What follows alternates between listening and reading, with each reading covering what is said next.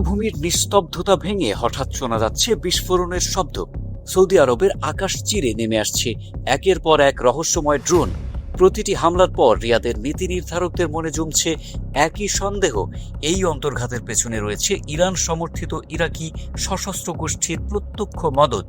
যে যুদ্ধ এতদিন মনে হচ্ছিল কেবল ইরান আর যুক্তরাষ্ট্রের মধ্যেই সীমাবদ্ধ, সেই যুদ্ধের আঁচ এখন সরাসরি পুড়িয়ে দিচ্ছে সৌদি আরবকেও। এদিকে চুপ করে বসে থাকেনি রিয়াদ। যুক্তরাষ্ট্রের সঙ্গে হাত মিলিয়ে ইরাকের মাটিতে চালানো হয়েছে যৌথ বিমান হামলা। এতে মধ্যপ্রাচ্যের এই সংঘাত এখন রূপ নিয়েছে স্পষ্ট দুই মেরুর লড়াইয়ে।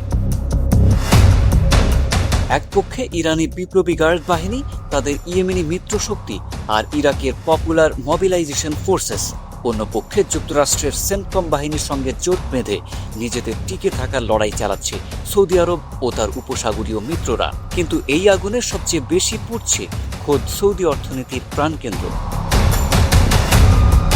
যুবরাজ মোহাম্মদ বিন সালমান যে ভিশন 2030 এর স্বপ্ন নিয়ে দেশকে নতুন উচ্চতায় নিয়ে যাচ্ছিলেন, অবিরাম ড্রোন আর ক্ষেপণাস্ত্র হামলা যেন মুহূর্তেই সেই স্বপ্নে আঘাত হানছে। ইতিহাস যেন ফিরে এসেছে নতুন রূপে। 2019 সালের সেপ্টেম্বরে আবকাইক আর কুরাইসের তেল স্থাপনায় হামলায় থমকে গিয়েছিল গোটা সৌদি অর্থনীতি। আর সাম্প্রতিক উপগ্রহ চিত্রে ধরা পড়েছে সেই একই পুরনো ক্ষতচিহ্ন নিয়ে ফের আক্রান্ত আবকাইকের তেল শোধনাগার। বিশ্ববাসীকে হতবাক করে তেল রপ্তানির এই গুরুত্বপূর্ণ ধমনীতে ফিরে এসেছে সেই পুরনো শত্রুরাই।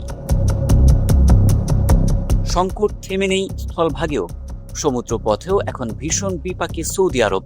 বিশ্বের অন্যতম প্রধান জ্বালানি রুট হরমুজ প্রণালীতে ইরান কড়া বিধিনিষেধ জারি করায় বিকল্প হিসেবে লোহিত সাগরের ইয়ানবু বন্দরের দিকে ঝুঁকেছিল রিয়াদ। কিন্তু হুথিদের ধারাবাহিক ড্রোন ও ক্ষেপণাস্ত্র হামলায় সেই পথও এখন পরিণত হয়েছে এক মৃত্যু ফাঁদে। অথচ এই সৌদি আরবই একসময় ইয়েমেনে 7 বছরের দীর্ঘ রক্তক্ষয়ী যুদ্ধে জড়িয়েও কোনো স্থায়ী সমাধান খুঁজে পায়নি।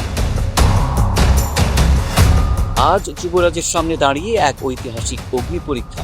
একদিকে দেশের সার্বভৌমত্ব রক্ষার লড়াই, অন্যদিকে অর্থনৈতিক রূপান্তরের সেই বিশাল স্বপ্ন। এই দুই টানাপোড়েনের মধ্যে শেষ পর্যন্ত কোন পথে হাঁটবে রিয়াদ, সেই উত্তরের অপেক্ষায় এখন গোটা বিশ্ব।